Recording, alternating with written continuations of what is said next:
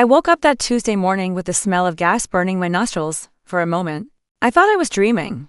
38 years of marriage to Frank Henderson had taught me the sounds and smells of our little house on Maple Street, the way the old furnace kicked on at 5 a.m., the creak of the floorboard by the bathroom door, the sweet scent of honeysuckle that drifted through our bedroom window in spring. But gas, that wasn't part of our normal. I sat up in bed, my heart already racing. Thank you for being here. If this story touched you, please subscribe and don't forget to leave a comment.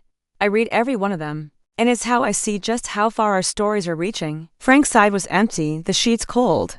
The digital clock on his nightstand glowed 3:47 a.m. in angry red numbers. I listened for sounds of him moving around, maybe making one of his middle-of-the-night trips to the bathroom. But the house was quiet except for that faint hissing sound that made my blood run cold.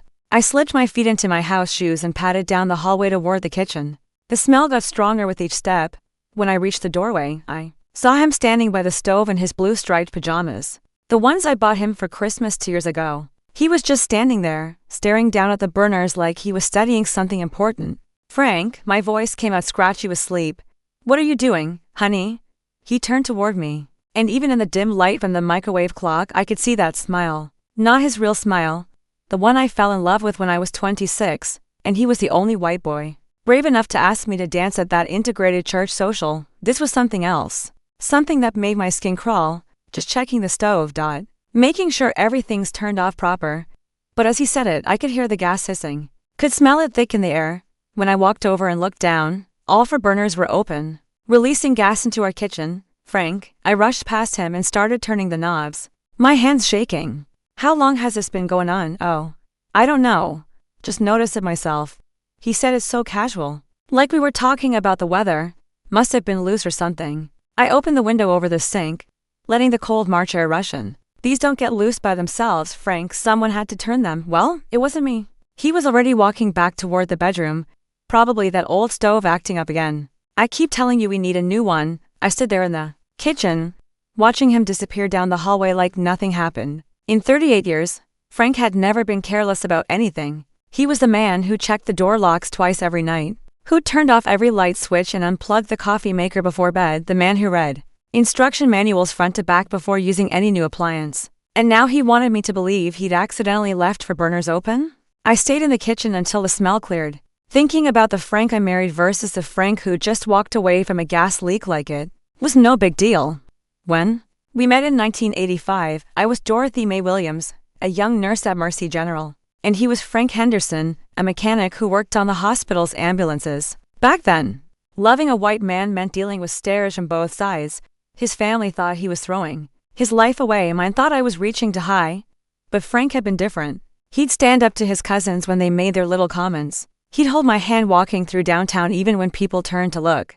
When we bought this house in 1987, we were one of the first mixed couples on Maple Street. The neighbors weren't exactly welcoming, but Frank never let that bother me. "We belong here just as much as anybody else," he'd say, more than most. Since we actually pay our mortgage on time, that was my Frank, steady, protective, careful. So who was this man leaving gas running in our kitchen at 4 in the morning? When I finally went back to bed, Frank was already snoring softly, like he didn't have a care in the world. I lay awake until sunrise, staring at the ceiling, trying to convince myself I was overreacting. Maybe he really had been checking the stove and didn't realize the burners were open. Maybe he was getting forgetful in his old age. 63 wasn't that old. But men could start having issues. But deep in my gut, something was telling me this wasn't about age or forgetfulness. Something was telling me to pay attention. The next morning, Frank acted like nothing had happened. Made his coffee, ate his toast with grape jelly, read the sports section like every other morning for the past 3 decades. "You sleep okay?" he asked, not looking up from the paper. "Fine." I poured my own coffee and sat across from him at our little kitchen table. "You like a baby." He folded the paper and looked at me with those blue eyes that used to make me melt. Now they just made me nervous. "Why? Did something wake you up?" "The gas smell from last night." He frowned like he was trying to remember. "Gas smell. Huh. Maybe we should call somebody to check the lines." "Frank, you were standing right there. You said the burners were loose, was I?" He shook his head. "I don't really remember. You know how it is when you wake up in the middle of the night. Everything's fuzzy." But Frank had never been fuzzy about anything in his life. If anything, he remembered too much. Could tell you exactly what he ate for lunch on any given Tuesday. 3 months ago, or which socket wrench he'd used to fix Mrs. Patterson's car in 1994. After he left for work, I found myself checking the stove over and over, turning each knob to make sure it was completely off, opening the window to make sure I couldn't smell gas, telling myself I was being paranoid. But I couldn't shake the image of Frank standing there in the dark, looking down at those open burners with that strange smile. That evening, he came home with flowers, daisies from the grocery store still in their plastic wrapper. "What's the occasion?" I asked, though my heart was sinking instead of lifting. Can't a man buy flowers for his wife? He kissed my cheek and put them in a vase. "You've been looking tired lately. Thought these might cheer you up." I should have been happy. Should have seen it as romantic. But instead, all I could think was, why now? Why flowers on a random Tuesday after 38 years of marriage? What was he apologizing for? During dinner, he told me about his day at the garage, about fixing Mrs. Chen's transmission and dealing with a difficult customer. Normal conversation. But I found myself watching his hands as he cut his pork chop, the same hands that had turned those burner knobs the night before. "You're quiet tonight," he said. "Just thinking about what?" "Nothing important." I forced a smile. "Just work stuff." "You've been retired for 2 years, Dot." "Old habits." He nodded and went back to eating. But I caught him glancing at me sideways like he was studying me, like he was trying to figure out how much I knew. After dinner, I offered to do the dishes, but Frank insisted on helping. He dried while I washed, just like we'd done for decades. But when I reached for the dish soap, I noticed his eyes weren't on the plates. They were on the stove. "That old thing really is getting unreliable," he said. "Maybe we should start shopping for a new one." "It works fine, Frank. It's the same stove we've had for 15 years. Still, better safe than sorry." That night, I pretended to take my usual sleeping pill but pawned it instead. I lay in bed with my eyes closed, listening to Frank's breathing, waiting for it to settle into the deep rhythm of sleep. At 4:43 a.m., I felt him slip out of bed. I waited 5 minutes, then followed. This time, I stayed hidden in the hallway and watched. Frank moved through our kitchen like he knew exactly what he was doing. No fumbling, no confusion. He turned each burner knob precisely, listening to the hiss of gas, then stepped back to observe his work. He stood there for exactly 10 minutes. I could see him checking his watch. Then he turned everything off, wiped down the stove with a dish towel, and headed back to bed. When he slipped under the covers, I kept my breathing steady and my eyes closed. But my mind was racing. This wasn't an accident. This wasn't confusion or forgetfulness. My husband was deliberately filling our house with gas, and I needed to figure out why before whatever he was planning went too far. The next morning, I made Frank his usual breakfast: scrambled eggs, wheat toast, and black coffee, but my hands were shaking so bad I nearly dropped the plate. Twice in 3 nights, he deliberately opened those gas burners. This wasn't some senior moment or medication mix-up. This was a pattern. "You feeling all right, Dot?" Frank asked, buttering his toast with the same methodical precision he used for everything. "You seem jittery. Just didn't sleep well." I sat across from him with my own coffee, trying to keep my voice normal. "Maybe I need to cut back on caffeine. Maybe." He took a bite and chewed slowly, watching me over his coffee cup. "You know, I've been thinking about what you said yesterday, about me being forgetful." My heart started beating faster. "What about it?" "Well, maybe I should see Doc Martinez, get checked out. You know how men our age can develop issues." The way he said issues made my skin crawl, like he was setting up an excuse ahead of time. "That's probably a good idea." I managed. "Yeah, can't be too careful." He finished his eggs and pushed back from the table. "I'll call today and set up an appointment." After Frank left for the garage, I sat at that kitchen table for a long time, staring at the stove that had become the center of my fears. Part of me wanted to call my sister Denise in Atlanta, just to hear a familiar voice. But what would I say? That my husband of 38 years was trying to gas us both to death. She'd think I'd lost my mind. Maybe I had lost my mind. Maybe the stress of retirement, of being in this house together all day every day, was making me paranoid. Maybe there was a logical explanation for everything, but I needed to be sure. I'd never snooped through Frank's things in all our years of marriage. Even when we had problems, and every marriage has problems, I respected his privacy. But this felt different. This felt like survival. I started with his desk in the spare bedroom, the one he used for paying bills and taxes. The drawers were organized like everything else in Frank's life. Pens in the top compartment, stamps in the second, important papers filed alphabetically in hanging folders. I found our mortgage papers, car insurance, medical records. All normal, all exactly what you'd expect from a man who kept meticulous records. Then I opened the bottom drawer and found something that made my blood freeze. A life insurance policy I'd never seen before. The policyholder was Frank Henderson. The beneficiary was Dorothy Mae Henderson. Me. The death benefit was $500,000. $500,000. I had to read it 3 times before it sank in. Frank had taken out this policy 6 months ago. Right around the time he started acting different, right around the time he began making those little comments about how I looked tired, how I seemed stressed, how maybe I should see a doctor. My hands were trembling so hard I could barely hold the papers. Why would Frank take out a $500,000 life insurance policy without telling me? We had our original policies from when we first bought the house. Modest coverage that would pay off the mortgage and leave a little extra. But this was serious money. I kept digging through that drawer, behind the insurance papers. I found a manila folder I'd never seen before. Inside were printouts from various websites about life insurance claims, specifically about policies that paid out for accidental death. One page was highlighted in yellow. Accidental death benefits typically include deaths from gas leaks, carbon monoxide poisoning, and other household accidents. Another page had notes in Frank's careful handwriting. Investigation standard for accidental death claims under $50,000, more scrutiny for larger policies. I felt like I was going to throw up. My husband wasn't just planning to kill me. He was researching the best way to make it look accidental so he could collect the insurance money. But why? We weren't rich, but we weren't struggling either. His pension from 30 years at Henderson's garage, plus my nurse's retirement and Social Security, kept us comfortable. We owned the house outright, had a little saved up. What did Frank need $500,000 for? I kept searching and found the answer in a small address book tucked behind his tax returns. Linda Morrison, 1247 Oakwood Drive, with a phone number written in red ink. I knew that address. It was in Riverside Heights, the new development on the other side of town where all the young professionals were buying those cookie-cutter houses with the granite countertops and 3-car garages. I'd never heard Frank mention anyone named Linda Morrison, but red ink meant something special in Frank's organizational system. Red was for important things. Emergency contacts, priority repairs, things that mattered. Who was Linda Morrison? And why was she important enough for red ink? I wrote down her address and phone number, then carefully put everything back exactly where I'd found it. My mind was racing with possibilities, none of them good. That afternoon, I drove past 1247 Oakwood Drive.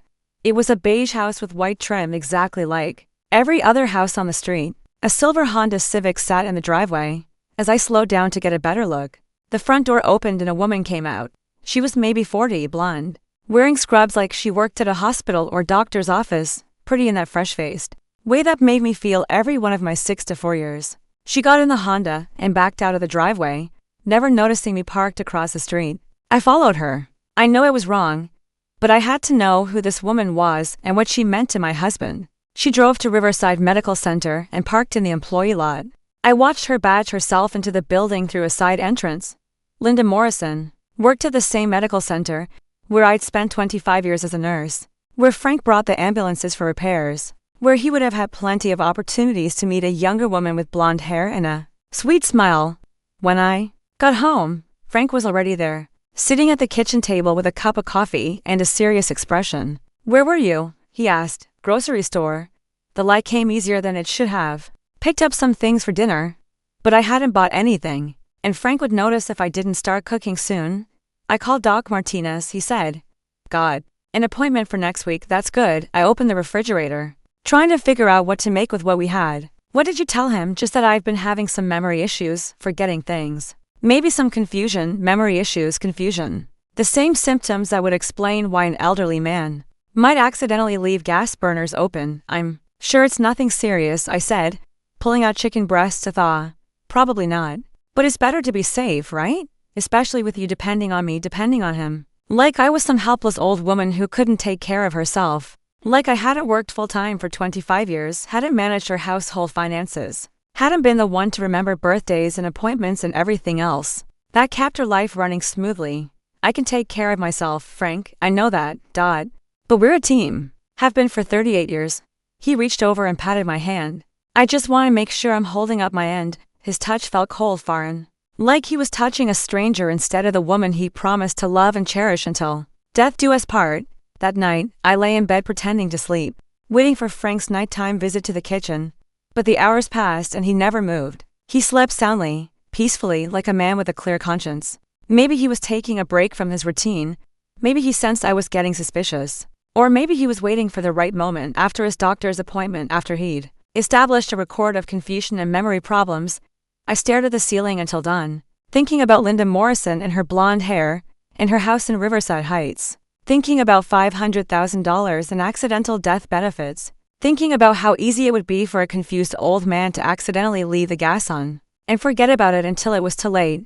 But I wasn't going to make it easy for him. If Frank Henderson thought he could get rid of Dorothy Mae Williams with some gas and a pretty blonde, he had another thing coming. I'd survived growing up poor in the South, racism in nursing school, and 38 years of marriage to a man whose family never quite accepted me.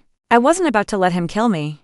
For insurance money and a midlife crisis. It was time to start making some plans of my own. Frank's appointment with Doc Martinez was scheduled for Thursday afternoon.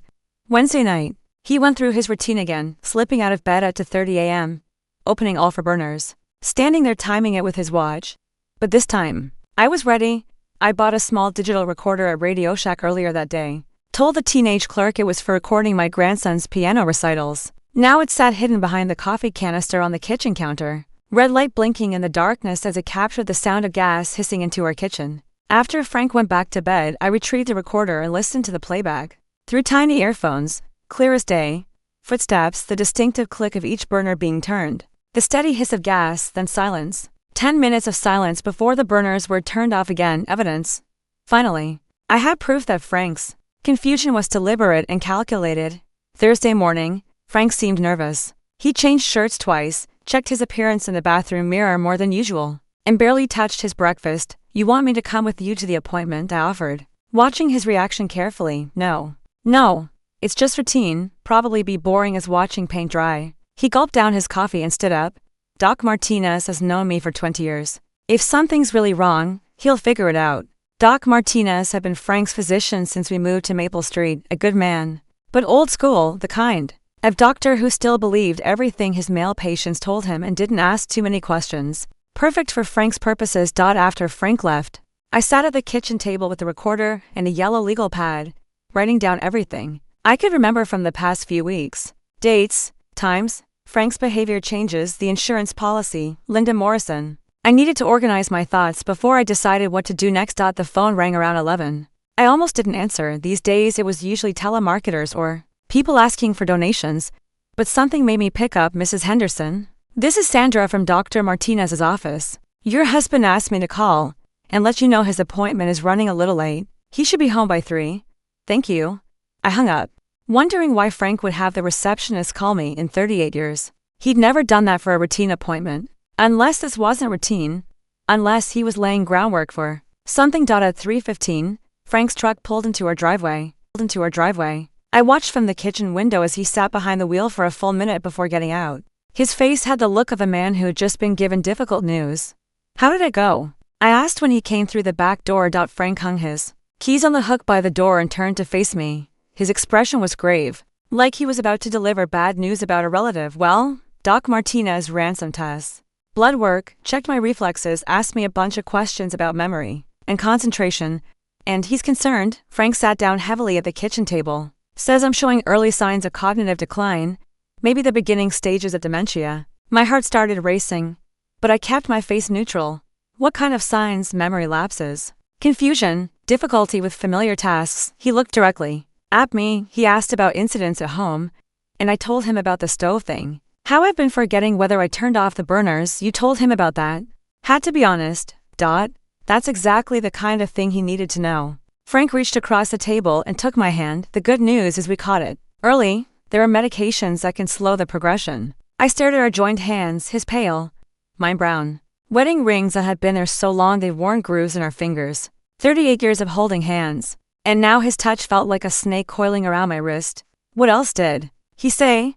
"He wants to see me again in a month, and he gave me some safety recommendations." Frank pulled a pamphlet from his shirt pocket. "Things we need to do around the house to prevent accidents." The pamphlet was titled "Living Safely with Memory Loss." I flipped through it, seeing highlighted sections about gas appliances, electrical safety, and medication management, all highlighted in Frank's careful handwriting. He also suggested we think about getting me a medical alert bracelet, and maybe look into having someone check on us regularly. Frank's voice took on that careful tone he used when he was trying to convince me of something, just as a precaution. "Someone like who?" "Well, There are services that do wellness checks. Or maybe we could ask one of the neighbors. He paused. Or your sister could visit more often. Denise lived in Atlanta, 4 hours away. She had her own life, her own problems. The idea of her driving up here every week to check on us was ridiculous. And Frank knew it. I can keep an eye on you, Frank. We don't need strangers coming around. I know you can, honey. But what if something happens when you're not here? What if I have one of these episodes and you're at the grocery store? Or visiting somebody, episodes. He was already talking about his manufactured confusion like it was a real medical condition. The pamphlet says that people with early dementia can be dangerous to themselves and others. Frank continued, leaving stoves on, forgetting to lock doors, taking wrong medications. Doc Martinez says it's more common than people think, I bet. It was common. Especially when people were researching it online and practicing their symptoms in the middle of the night. So what are you saying? I'm saying we need to be realistic about this. Frank's grip on my hand tightened slightly. I love you too much to put you at risk because I'm too proud to admit I need help. There it was. The setup. Frank was establishing himself as a danger to both of us. A confused old man who might accidentally kill his wife through his carelessness. When the gas leak finally happened, everyone would remember how concerned he'd been. How he tried to get help. How tragic it was that they didn't catch it in time. Maybe I should talk to Doc Martinez myself, I said. Get his advice on how to handle this. Of course, he said you should call if you have questions. Frank let go of my hand and leaned back in his chair. He also said something about a support group for spouses of dementia patients. Might be helpful for you, a support group, where I could talk to other wives about how difficult it was living with a husband whose mind was failing. Where I could establish my own narrative about Frank's decline and my fear of what might happen. I'll think about it. That evening, Frank was unusually affectionate. He helped with dinner, complimented my meatloaf, offered to do the dishes. During our usual evening TV time, he sat closer to me on the couch, holding my hand like we were teenagers. I want you to know something, Dot, he said during a commercial break. Whatever happens with this disease, I love you, I've loved you. Since that first night we danced at Fellowship Baptist, and I'll love you until the day I die. I love you too, Frank. The words felt like ashes in my mouth. If this gets worse, and Doc Martinez says it probably will, I want you to promise me something. What? Promise me you won't try to take care of me by yourself. If I get to the point where I'm a danger to you, where I might hurt you without meaning to, promise me you'll get help.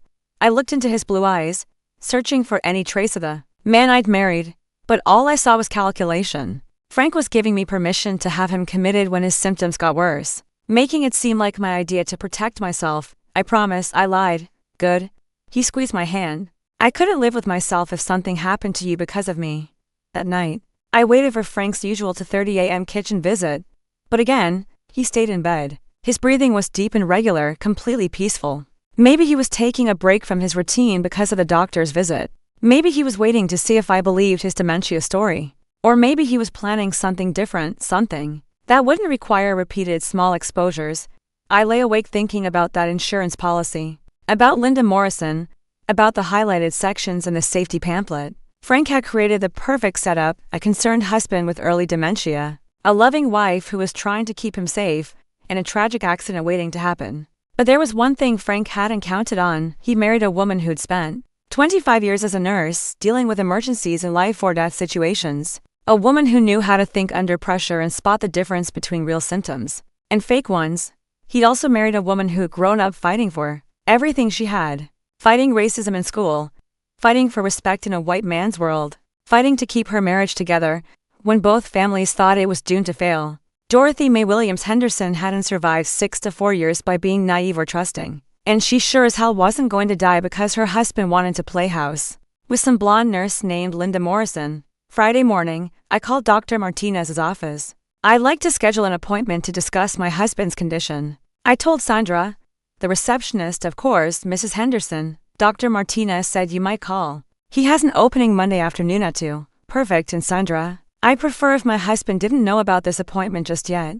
I want to discuss some concerns privately first. Absolutely. Patient confidentiality works both ways. After I hung up, I sat at the kitchen table with my legal pad and started making a new list. This one wasn't about Frank's suspicious behavior. This one was about how to stay alive long enough to figure out what to do about it. First step, never eat or drink anything Frank prepared without watching him make it. Second step, install motion sensors in the kitchen that would wake me if he got up during the night. Third step, Find out everything I could about Linda Morrison. And fourth step, figure out how to turn Frank's own plan against him. If he wanted to play the confused, dangerous husband, fine. But he was about to learn that Dorothy Mae Henderson could play games too. And after 38 years of marriage, she knew all his moves Monday afternoon. I sat in Dr. Martinez's office, trying to look like a concerned wife instead of a woman gathering intelligence. The doctor was in his 70s, with kind eyes behind wire-rimmed glasses and a sort of gentle manner that made patients trust him completely.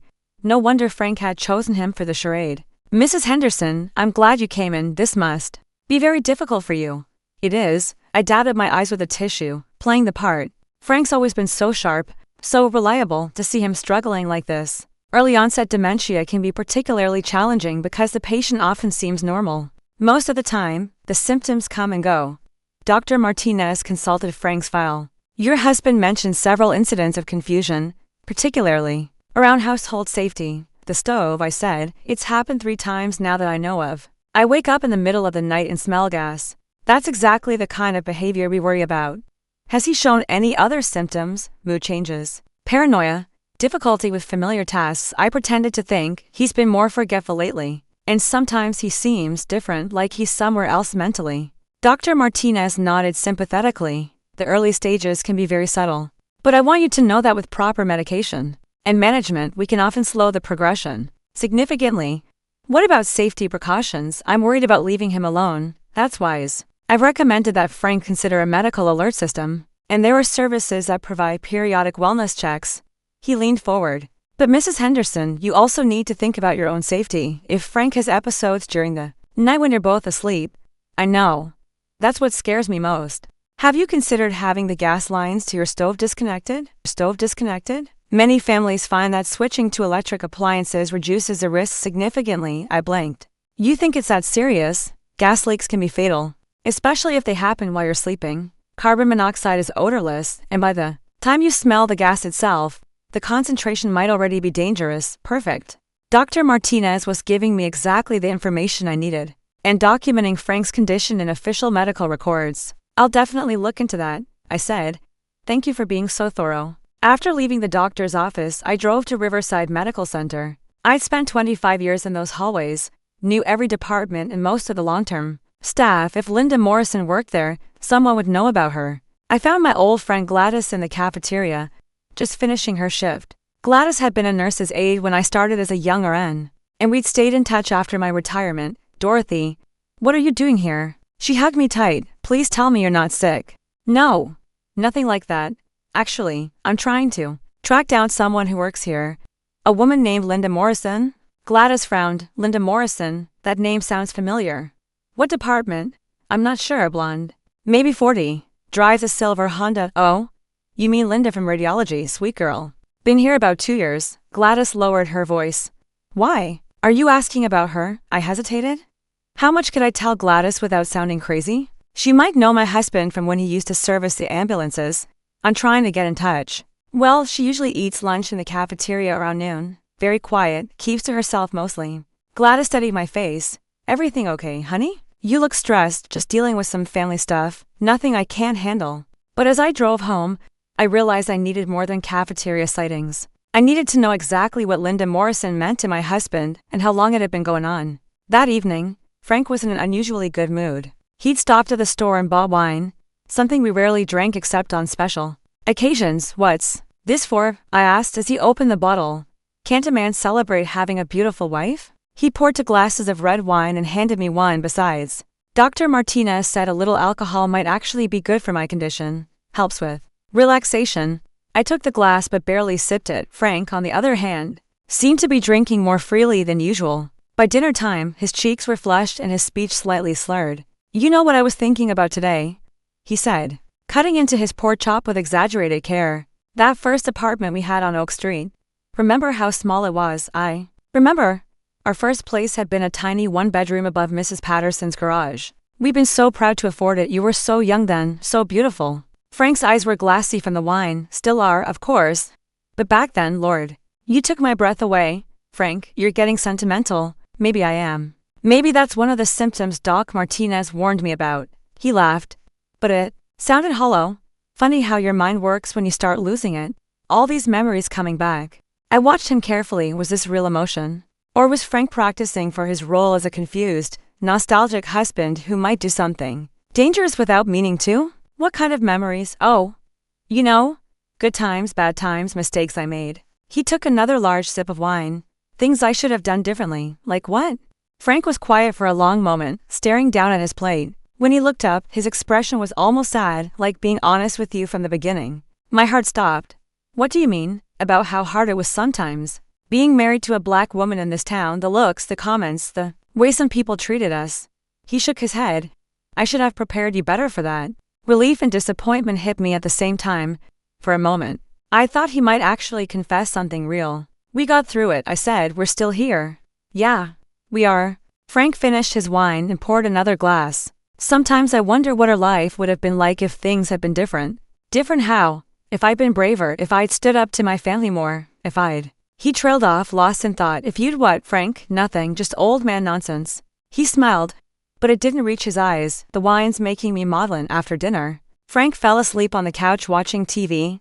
I took the opportunity to search his truck, something I'd never done in 38 years of marriage. I found the usual things: registration, insurance papers, empty coffee cups. But in the glove compartment, tucked behind the owner's manual, I found a small piece of paper with a phone number written in Frank's handwriting. I memorized the number and went back inside.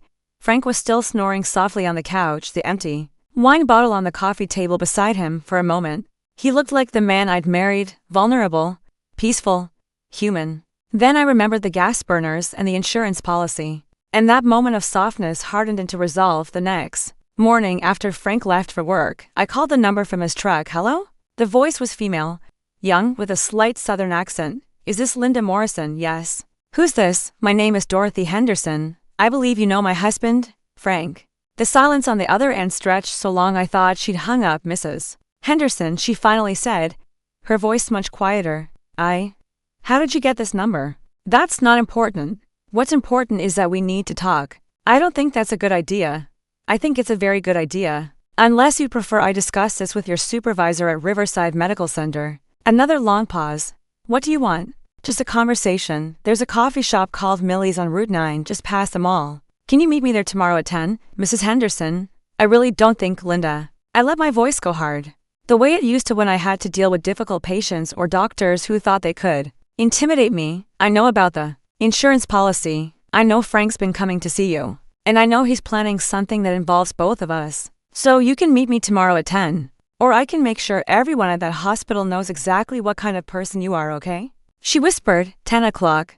But Mrs. Henderson, yes? I never meant for any of this to happen. After I hung up, I sat at the kitchen table feeling a mixture of triumph and dread. I was finally going to get answers, but I wasn't sure I was ready to hear them. That night, Frank stayed in bed all night, numbered to 30 a.m. kitchen visits, no gas burners, no mysterious timing rituals. Either he was taking another break from his routine, or he was preparing for something bigger. I lay awake listening to his steady breathing and thinking about Linda Morrison's voice, young, scared, guilty.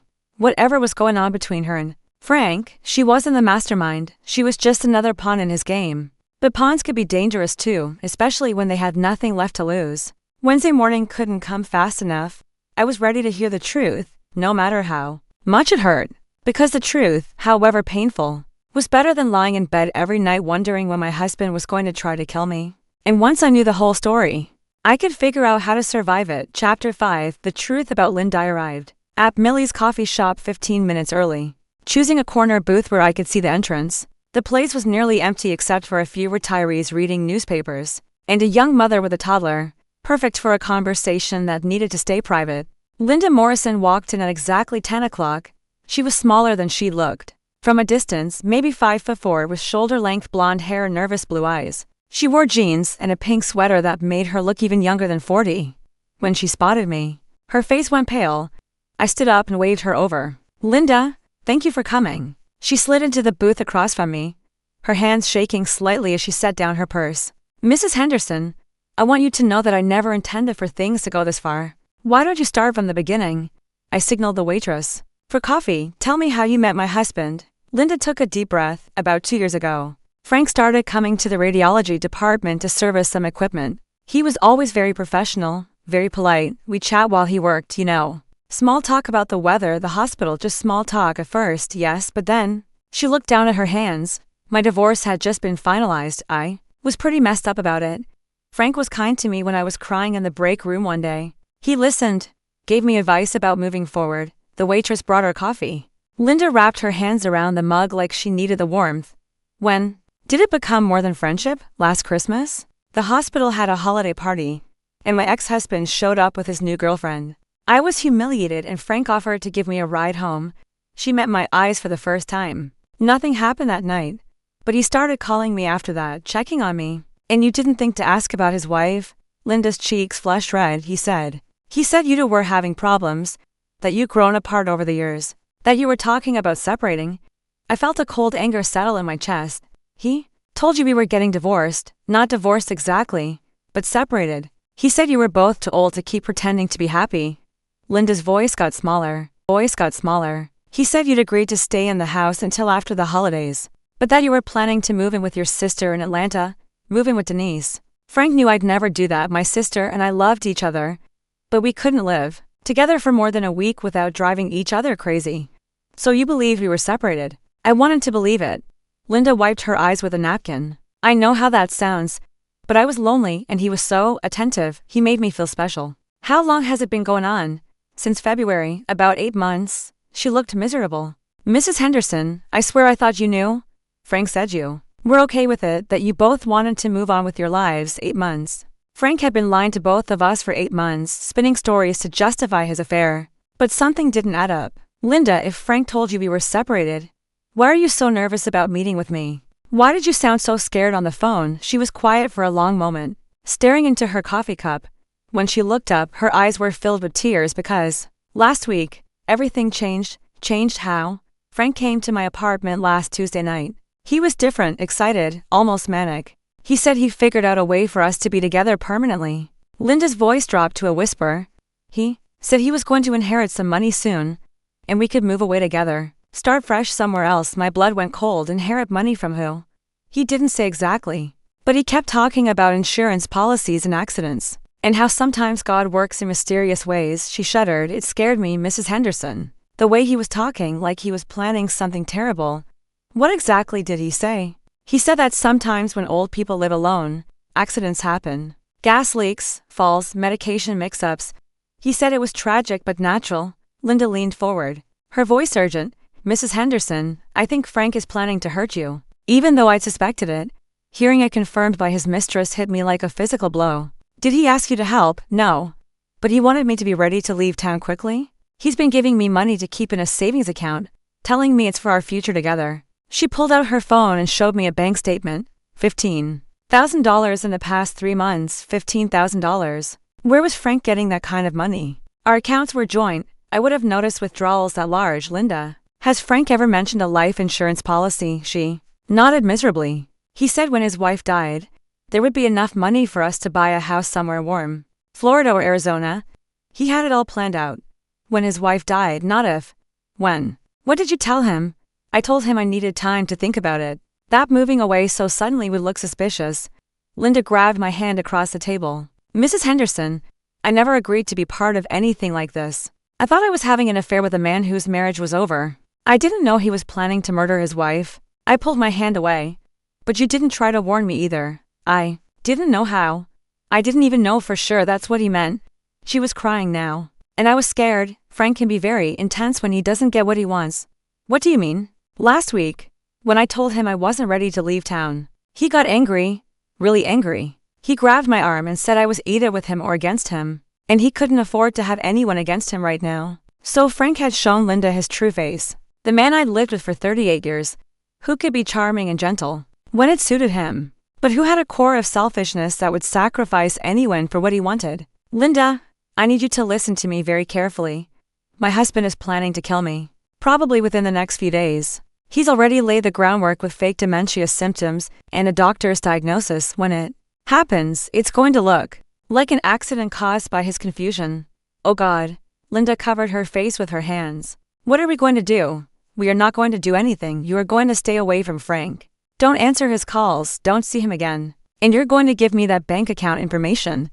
Why? Because that money isn't his to give you, it's stolen from our joint account somehow. And when this is over, it's going back where it belongs. Linda nodded frantically. Of course. Whatever you need. I studied her face, trying to decide if I could trust her. She seemed genuinely horrified by what Frank was planning.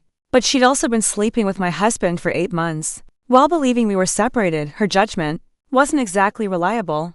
There's something else I need from you, I said. Anything. I need you to call Frank. Tell him you've decided you're ready to leave town with him. Ask him when he's planning to, when the inheritance money will be available. I can't do that. What if he thinks I'm suspicious? Then you better be convincing. I leaned forward, letting her see the steel in my eyes. Linda, you got yourself into this mess by being naive and selfish. Now you can help get yourself out of it by being smart and brave. She swallowed hard. What if he wants to see me? Tell him you're scared about being seen together before it's safe. Ask him to call you with updates instead. I pulled out a pen and wrote my cell phone number on a napkin. And you call me immediately after you talk to him. Mrs. Henderson, what are you planning to do? I'm planning to stay alive. And I'm planning to make sure Frank Henderson pays for what he's trying to do. Linda pocketed the napkin with my number. I'm so sorry. I know that doesn't fix anything. But I really am sorry. Sorry doesn't help me, Linda. But cooperation might. After she left, I sat in that coffee shop for another hour, thinking through everything I'd learned. Frank had been planning this for months, maybe longer. The insurance policy, the fake dementia symptoms, the affair with Linda. It was all part of an elaborate scheme to kill me and start a new life with a younger woman. But Frank had made one crucial mistake. He'd underestimated Dorothy Mae Henderson. I'd spent my entire life fighting for what was mine, fighting for respect in a white man's world, fighting to keep my marriage together when both families thought it was doomed, fighting to build something meaningful out of nothing. I wasn't about to let Frank Henderson take all of that away from me for the love of a blonde girl, young enough to be our daughter. When I got home, Frank was in the garage working on his truck. I could hear the clink of tools and his occasional muttered curses when something didn't cooperate. Normal sounds of a normal afternoon in our normal life, except nothing about our life was normal anymore. I went to the kitchen and started preparing dinner, but my mind was working on a different kind of recipe. A recipe for survival with a side dish of justice. Frank Henderson thought he was playing chess while I was playing checkers. He was about to find out how wrong he was. Linda called me at 8:30 that evening, her voice shaking. I talked to Frank, and he was so excited when I told him I was ready to leave with him. He said the timing was perfect because everything would be settled by this weekend. Her breath caught. Mrs. Henderson, he said by Monday morning, we'd be free to start our new life together this weekend. Frank was planning to kill me in the next 3 days. Did he say anything else? He wants me to pack light and be ready to leave Sunday night. He said he'd pick me up after midnight when there wouldn't be any traffic on the roads. Linda was crying now. He sounded so happy about it, like he was planning a vacation instead of murdering his wife. I finished. Did he mention how the money would become available? He said there would be a tragic accident, and that I shouldn't watch the news or talk to anyone about it until he contacted me. She sobbed. Mrs. Henderson, we have to call the police. And tell them what? That your married boyfriend is planning to kill his wife based on some vague comments about accidents and inheritance money? I kept my voice calm, but inside I was calculating. Linda, I need you to do exactly what Frank told you. Pack your bags. Act excited about your future together. But don't leave your apartment Sunday night. What are you going to do? I'm going to make sure Frank Henderson gets exactly what he deserves. After I hung up, I sat at the kitchen table with a legal pad and started writing. Not random thoughts this time, but a careful plan if Frank wanted to play the confused, dangerous husband. I was going to give him exactly that role, but with a different ending than he'd imagined. First, I called my old supervisor at Mercy General, a woman named Margaret who'd retired the same year I did. We'd stayed friends, meeting for lunch occasionally to gossip about hospital politics and compare grandchildren. Dorothy, what a nice surprise. How are you doing? I'm good, Margaret. Actually, I was calling to ask a favor. Do you still have contacts in the pharmacy department? Of course. Why? I need to know about drug interactions specifically. What would happen if someone accidentally took sleep medication with alcohol? Margaret was quiet for a moment. Honey, is everything all right? You're not thinking of doing anything foolish, are you? Nothing like that? It's for my neighbor's mother. She's been having some confusion with her medications, and the family is worried about accidental overdoses. It wasn't entirely a lie. Frank was my neighbor. We just happened to share a house. Well, mixing sleep aids with alcohol can be very dangerous. Especially in elderly patients. It can cause severe respiratory depression, loss of consciousness, even coma in extreme cases. Margaret's voice took on her old teaching tone. How much are we talking about? I'm not sure. Maybe 2 or 3 sleeping pills with wine. That could definitely cause unconsciousness for several hours. Possibly longer depending on the person's size and tolerance.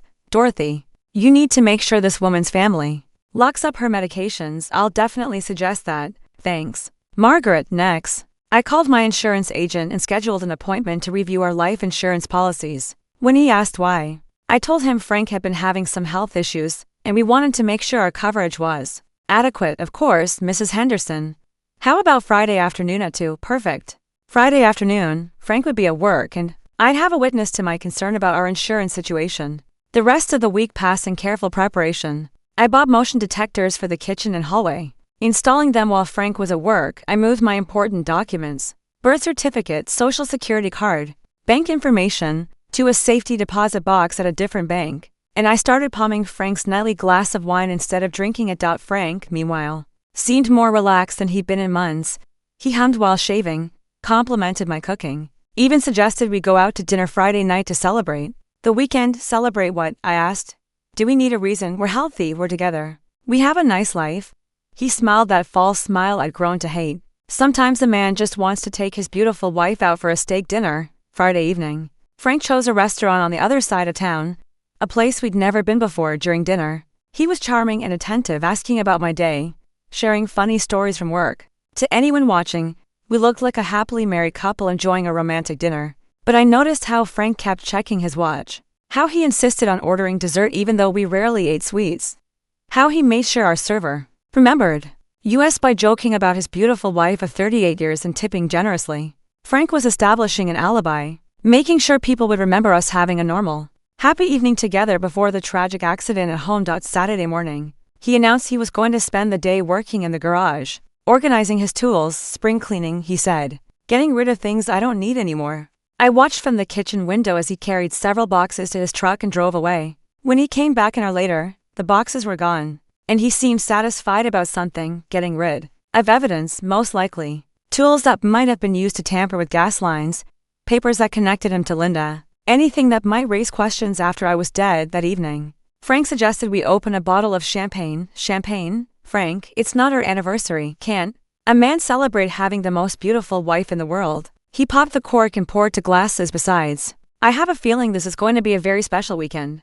I accepted the glass but barely sipped it. Frank, on the other hand, seemed to be drinking more than usual. By bedtime, he was slightly unsteady on his feet. You okay, honey? I asked as he stumbled getting into his pajamas. Just tired, long week. He climbed into bed and was snoring within minutes. I lay awake listening to his breathing, knowing this was probably the last time I'd sleep in the same bed as Frank Henderson. Tomorrow night, one way or another, our marriage would be over. At 2:30 a.m., Frank got up and went to the kitchen. I waited 5 minutes, then followed quietly through the doorway. I watched him go through his routine, opening all 4 burners, checking his watch, standing there timing the gas release. But this time, he let it run longer. 15 minutes instead of 10. He was increasing the concentration, preparing for the final event. When he turned off the burners and headed back to bed, I slipped into the kitchen and opened all the windows. No sense dying tonight when I had plans for tomorrow. Sunday morning dawned gray and cold. Frank was up early, making coffee and humming under his breath. He seemed excited, energized, like a man looking forward to something special. Beautiful day, he said, though the sky was overcast and threatening rain. If you say so. I was thinking we could have a quiet evening at home tonight. Maybe order pizza, watch a movie. Just the 2 of us, a quiet evening at home, where we'd both conveniently fall asleep after dinner, and only one of us would wake up. That sounds nice, Frank. Round noon, he announced he was going to run some errands. Back by dinner time, he said, kissing my cheek. Don't cook anything fancy. Let's just relax tonight. After he left, I went to work. I moved the motion detectors to new positions where Frank wouldn't notice them. I prepared a thermos of strong coffee and hid it in the bedroom closet. And I laid out the clothes I'd wear tomorrow. A black dress appropriate for a widow receiving condolences. Most importantly, I prepared Frank's wine for the evening. Margaret had been right about the effects of mixing sleep medication with alcohol. I'd done my own research and found that the combination could cause unconsciousness for 8 to 12 hours depending on dosage and body weight. Frank weighed about 180 pounds and rarely took more than 2 drinks in an evening. 3 of my sleeping pills crushed into his wine should be more than enough to keep him unconscious. While I put my plan into action. At 6 o'clock, Frank came home with pizza from our favorite place and a bottle of red wine. Perfect timing, I said. I was just getting hungry. We ate dinner like a normal couple, discussing the weather and making small talk about neighborhood gossip. Frank seemed relaxed but alert, checking his watch occasionally like he was waiting for something. You know what? He said as we finished eating. I think I'll have a glass of that wine. Care to join me? Just a small one. I poured 2 glasses, making sure Frank got the one I prepared. To us, he said, raising his glass to 38 years of marriage and whatever comes next. To whatever comes next, I agreed. Frank drained his glass quickly and poured another. Within 30 minutes, his speech was slightly slurred. Within an hour, his eyelids were drooping. I think I'll turn in early, he mumbled, struggling to stand up from the couch. Good idea. You look tired. I helped him to the bedroom, where he collapsed onto his side of the bed fully clothed. His breathing was deep and regular, not dangerously depressed, but definitely unconscious. I waited another hour to be sure, then went to work. First, I called Linda from Frank's cell phone, disguising my voice to sound groggy and confused. Linda? It's Frank. Change of plans. Come to the house instead of me picking you up. Dorothy's. The situation is handled earlier than expected. Frank, you sound strange. Are you okay? Just tired. Big day. Come to 412 Maple Street. Park around back and come to the kitchen door. Are you sure? This seems risky. Trust me. Everything's going according to plan. I hung up and destroyed Frank's phone with a hammer, then threw the pieces in different dumpsters around the neighborhood. Next, I went to the garage and loosened the gas line connection to our stove. Not enough to cause an immediate leak, but enough that it would fail under pressure. Back in the kitchen, I opened all 4 burner valves halfway and placed a small timer next to the stove set for 3 a.m. When it went off, the noise would wake me, and I discovered the gas leak just in time to call for help. Finally, I returned to the bedroom and lay down next to my unconscious husband. At 2:45 a.m., I'd wake up, smell gas, and rush to investigate. I'd find Frank on the kitchen floor, having fallen and hit his head while trying to check the stove in his confused state. The gas leak would be ruled an accident caused by his dementia and poor motor coordination. Linda would arrive to find police cars and ambulances in our driveway. She'd realize Frank was dead and flee in panic, with no evidence connecting her to Frank beyond some phone calls. She'd never be seriously investigated. The plan was perfect. Frank would get the accident he'd been planning, just not the victim he'd intended. At 2:55 a.m., Linda's silver Honda pulled into our back driveway. I smiled in the darkness and waited for my timer to go off. Some games you win by playing better than your opponent. Other games you win by changing the rules.